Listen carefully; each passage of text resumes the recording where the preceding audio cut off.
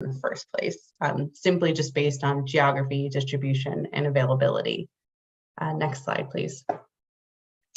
So in taking a more critical look at what the field of Egyptology is, who the professionals are, and what sort of jobs they hold, our team identified 3 primary areas in professional Egyptology that we thought would benefit from the data that we thought we would be collecting and our analysis of said data.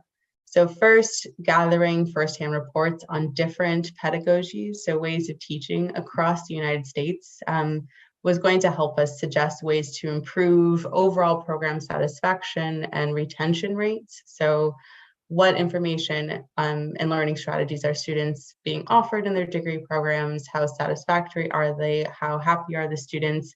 How likely are they to follow through with the entirety of their program based on, their satisfaction with it? Next, collecting data on where diversity and inclusion initiatives could be the most good.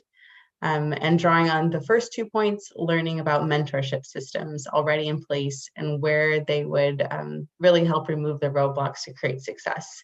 Considering Egyptology just based on the degree location or the program's location is already exclusionary, you really oftentimes do need a mentor to be able to introduce you to the field and to help you carry through your career and become successful. So looking at that and looking at the wider implications of it, especially in employment, was really important for our team. Next slide, please. So we started gathering data through an online survey that we crafted that was put out into the world and conducted in February 2021.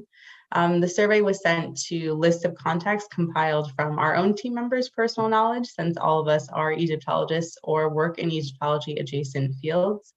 So we also tapped department listservs from our own programs, from programs that we knew, were active. We also talked to Egyptology or adjacent discipline listservs, as well as just putting out our listservs and putting out on survey on social media.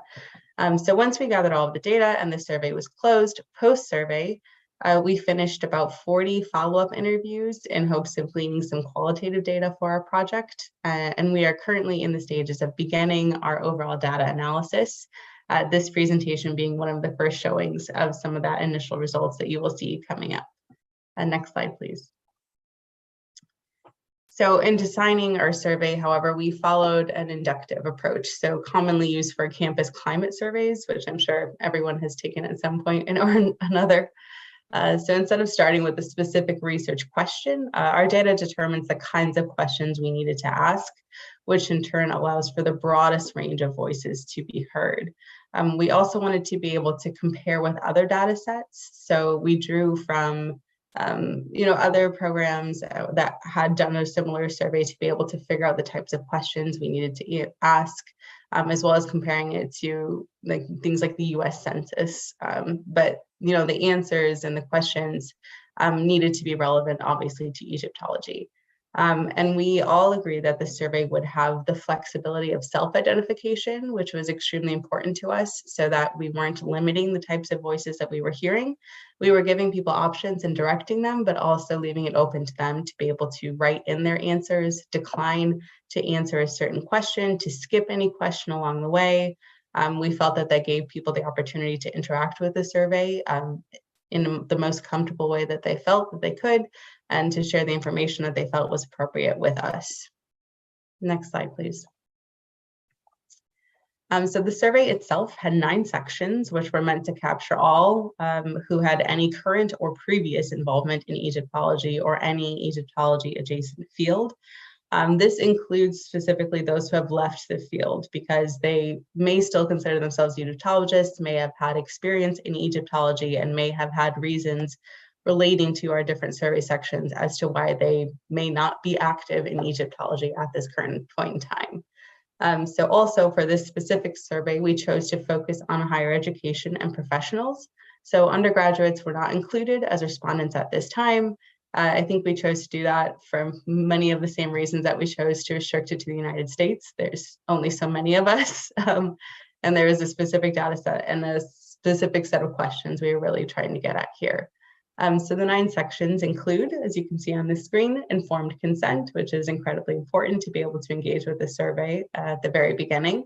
People need to know what they're answering, why they're answering it, and what we intend on doing with the data. Screening questions to make sure that those who are answering are in fact those who are related to Egyptology or an adjacent field. Demographics, the example of which one you saw before in the previous slide.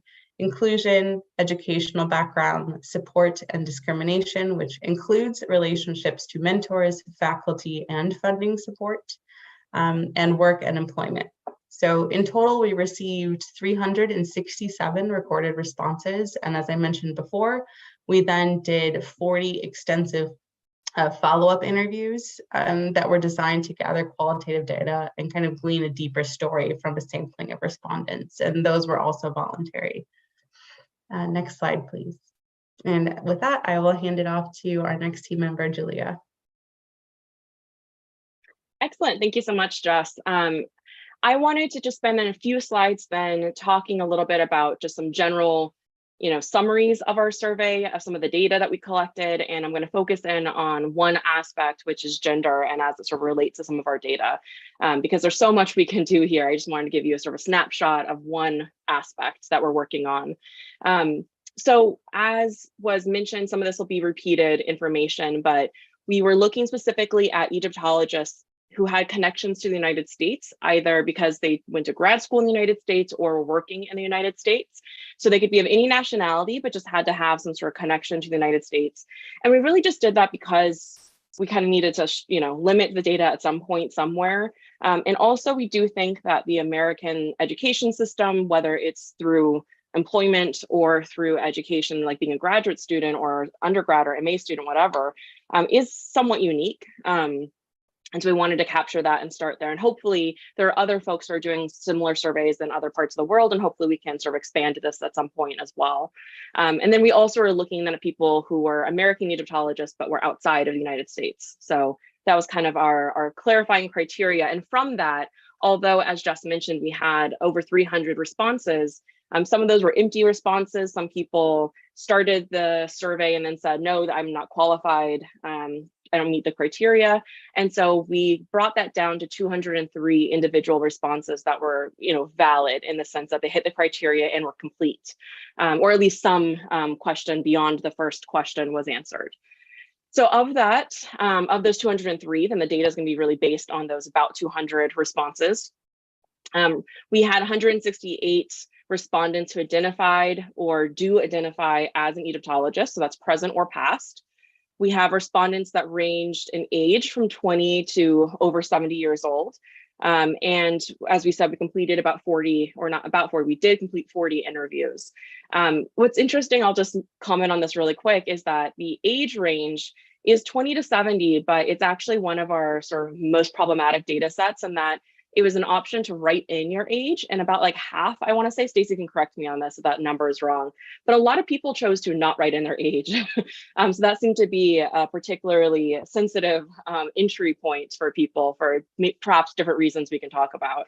Next slide, please, Stacy. Okay, so here you can see some of our just really sort of basic data. Here we have 196 individuals that we're working with, because individuals could identify as men and male or women and female, but we did have some individuals that identified as trans or non-binary, but we're trying to map this with the US Census and other educational data.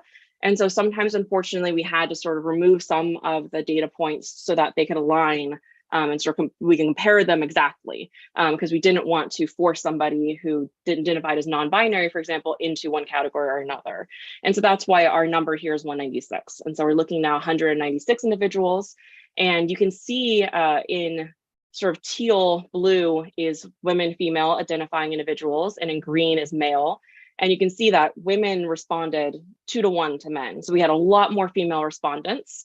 And then we also asked these respondents, what their degrees were. So did they hold an MA and did they hold a PhD? And what's really interesting is how these sort of shift when we look at the MA and the PhD. So now we have more women holding MAs than the men holding MAs. And again, I'm just going to say women and men, but it's just as an easy sort of go-to, but I mean female identifying individuals and male identifying individuals. But then once we get to the PhD, being awarded a PhD, we see men really sort of jump above women in that category. So that's a sort of interesting trend right there that we can see. Though more women are responding and more women hold MAs, fewer women hold PhDs that responded. So maybe we can look at the next slide and see how this manifests then as we look at the job market more broadly. And so here you can see that in terms of the job market, more male respondents hold or previously held a tenure track position at the rank of assistant, associate, or full professor compared to women. So that's about 43 to 30%, 43% male, 30% of women. For both men and women, this is less than the 2018-19 national average for R1 tenure track positions, which is made up of about 63% men and about 36% female identifying individuals.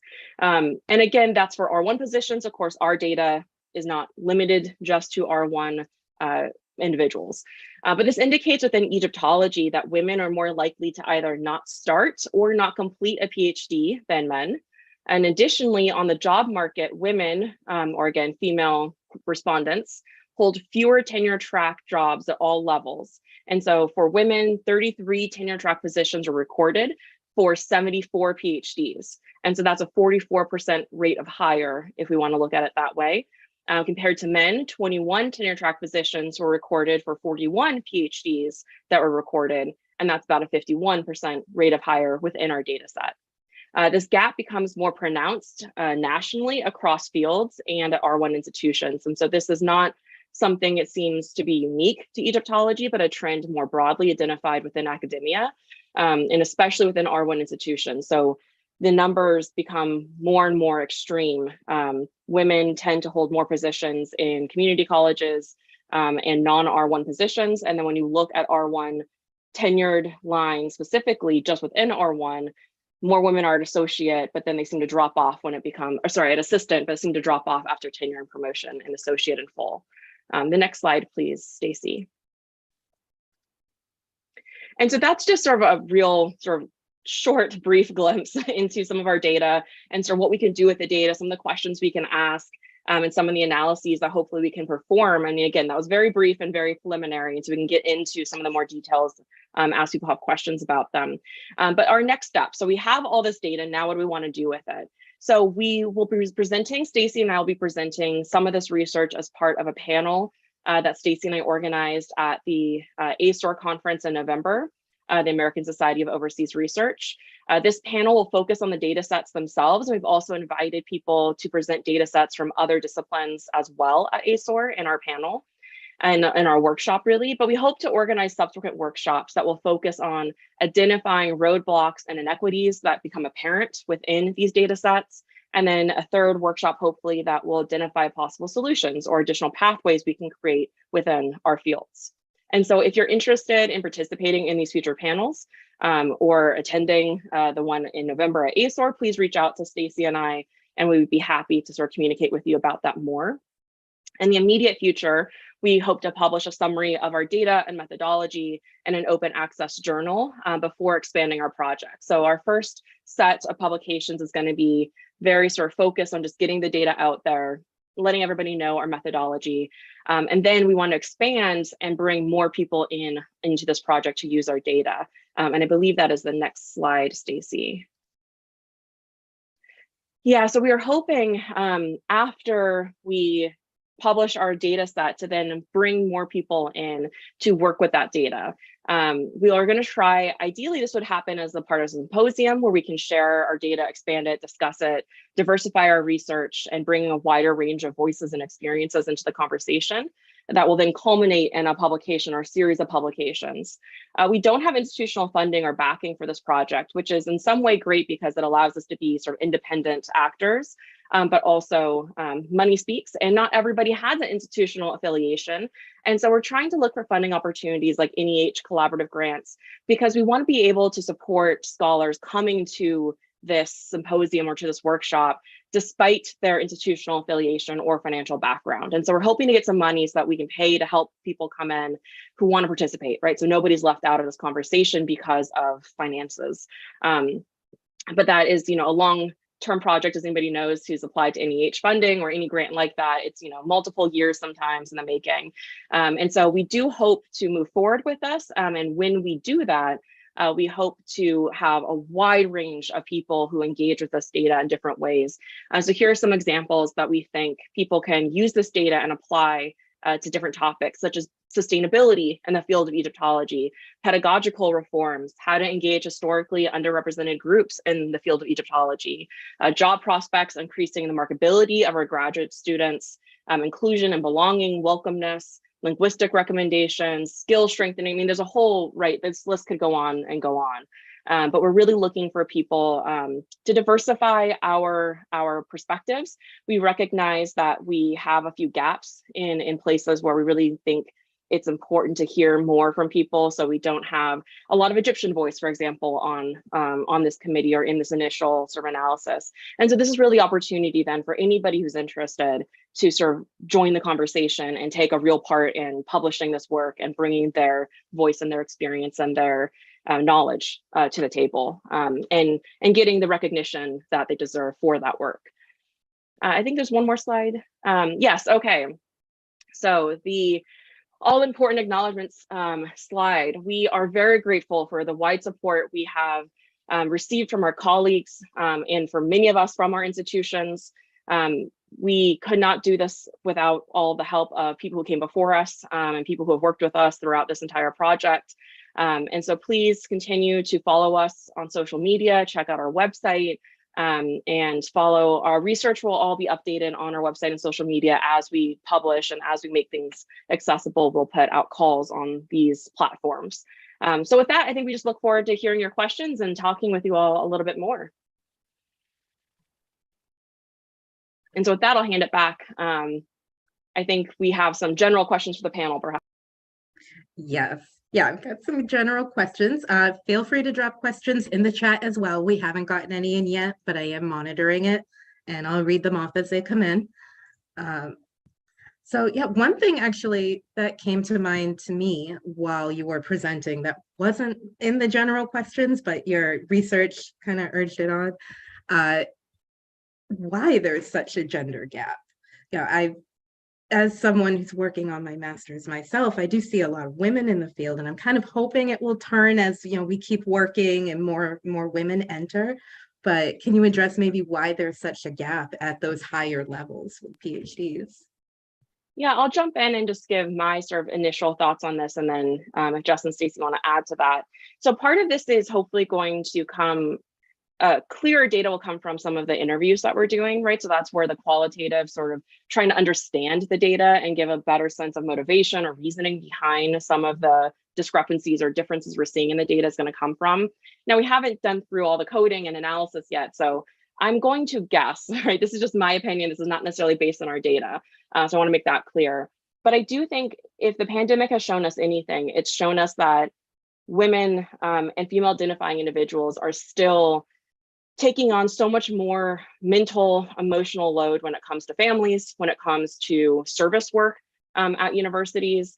And I think that there is still a lot of limited, freedom for, I had a colleague, for example, a good colleague of ours, who is bringing her child with her to present at a conference that we're running here for our keynote. And she's like, thank you so much for making, me and my child welcome. And I'm like, that's kind of sad that you have to even say thank you for, you don't have childcare. Of course you need to bring your kid, but I still think women are typically more, more of the workload gets put on them at home in most generalized settings. And I think more of the emotional mental load, I think that's the case as well. And so I do see that either women, whether or not they have children, right? I don't, but I still see that the service loads at universities tend to be a little bit heavier on women colleagues and female colleagues.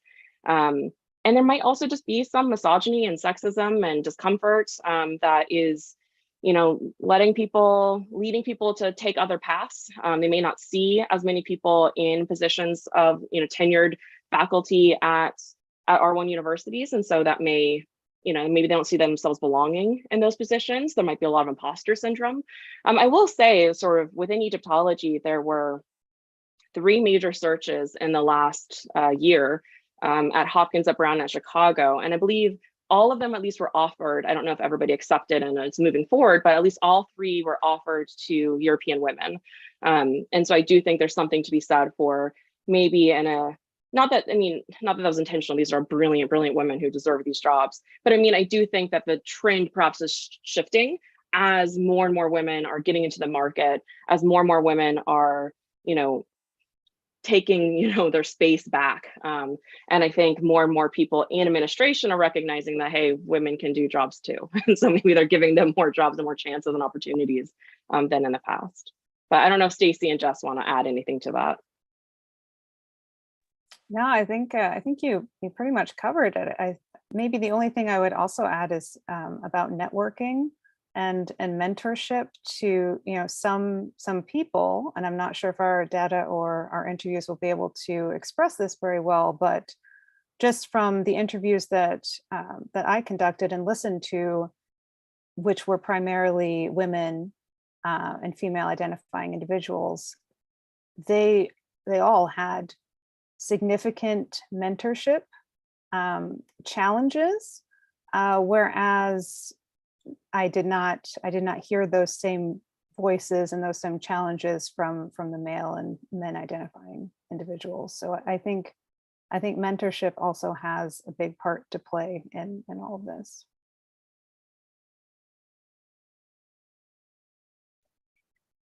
For sure. I think there's a lot to be said about the importance of mentorship when you're entering any new field at all, but especially academia, where there's kind of, I would say, from my experience, almost a higher bar that you have to jump to get into.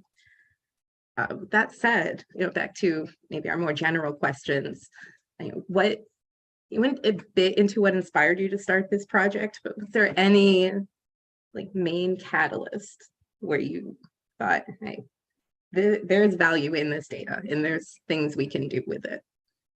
Yeah, I guess I'll take it because it was my idea. I think that the catalyst was the pandemic for me, because this is something that I experience. If there is a major upheaval, if there's some kind of a major event or something, you just kind of start to refocus and think about what you really want to devote your energy to, and not just keep doing the same thing that you've been doing. So I think when the pandemic first hit and we were all still at home and we weren't able to go to work or go outside or do anything, I was just thinking, what is it that I really want to do? What is my main focus here? Why have I stayed in this field in a very much part-time position for 15 plus years? Why am I still here? Why am I doing this at all?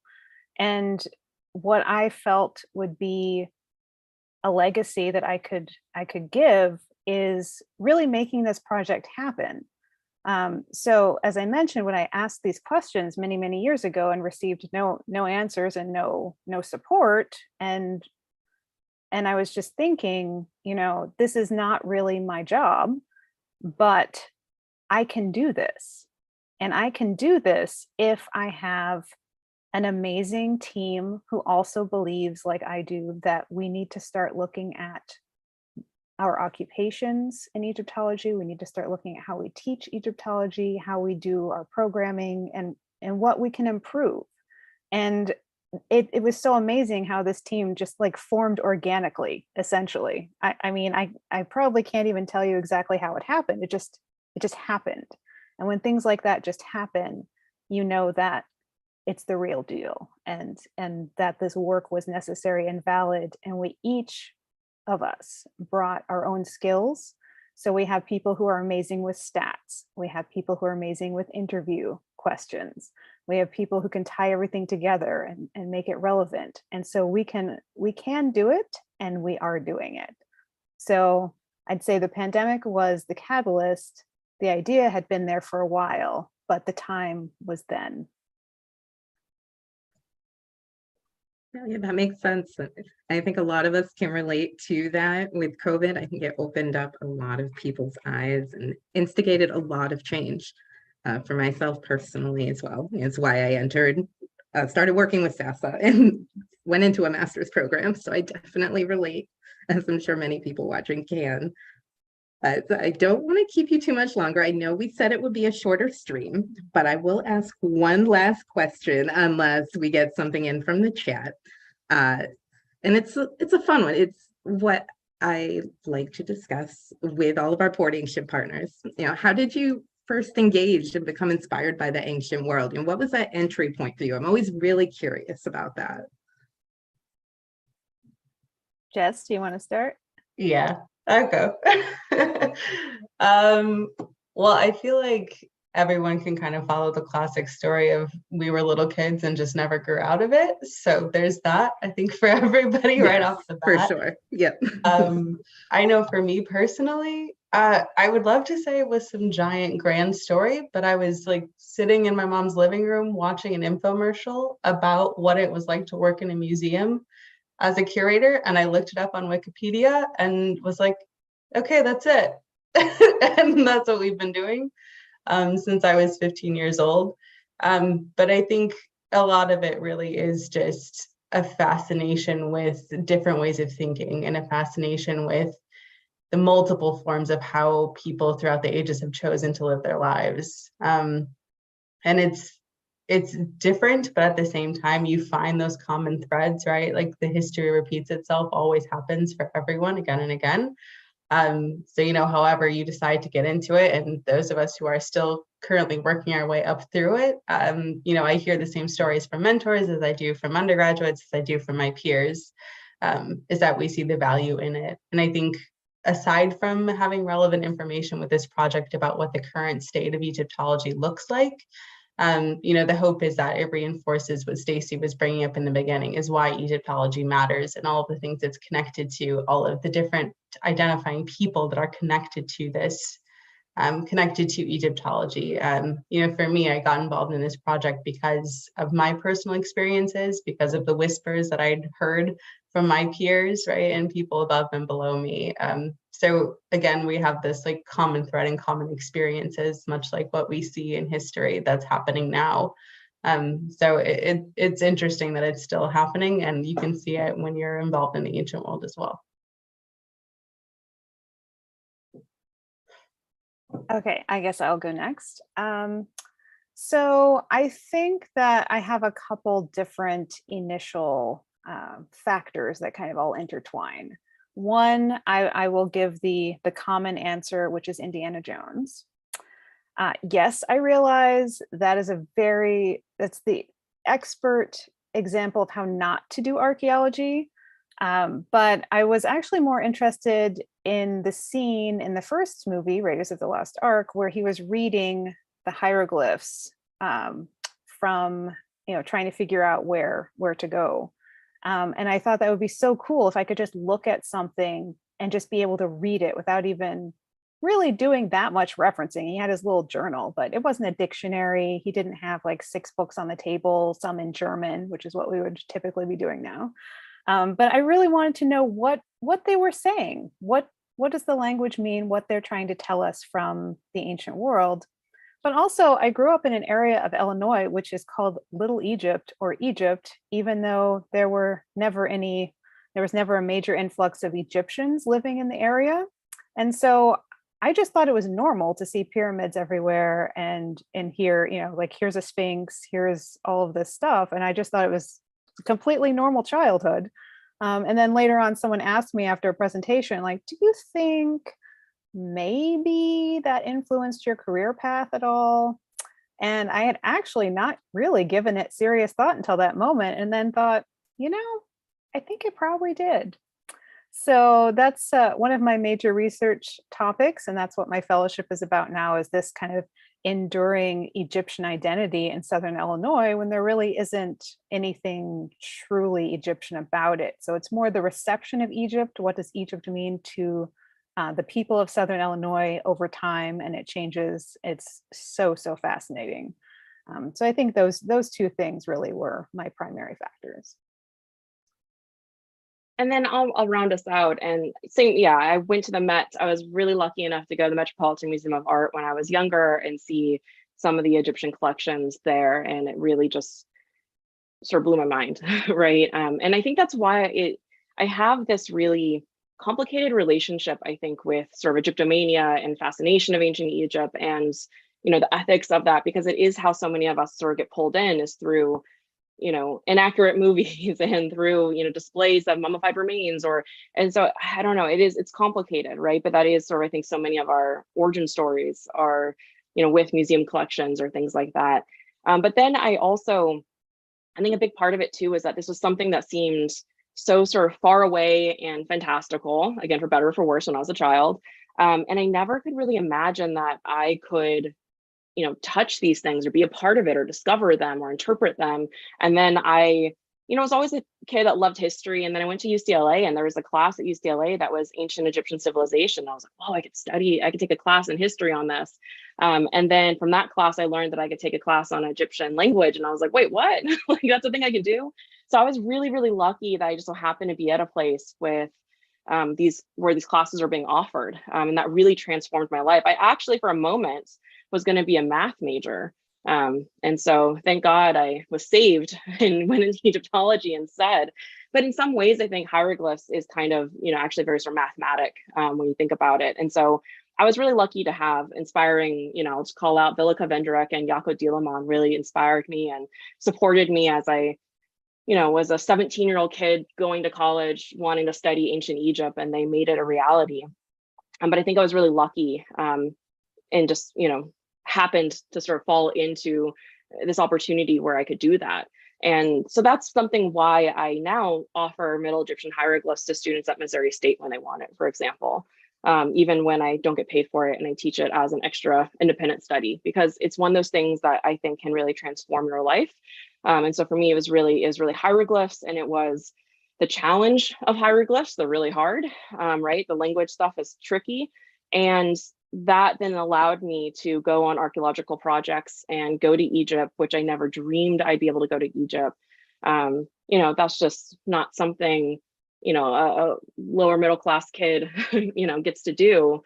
And so that really just was pretty magical for me. And still, I kind of pinch myself sometimes thinking about the sites I've seen and the archaeological projects I've gotten to work on. And I think that sense of getting behind the curtain a little bit, being in a space that I didn't think I ever could belong or get access to, makes it feel pretty special. And I think that's what keeps inspiring me to stick with it as well, even though it can be challenging sometimes.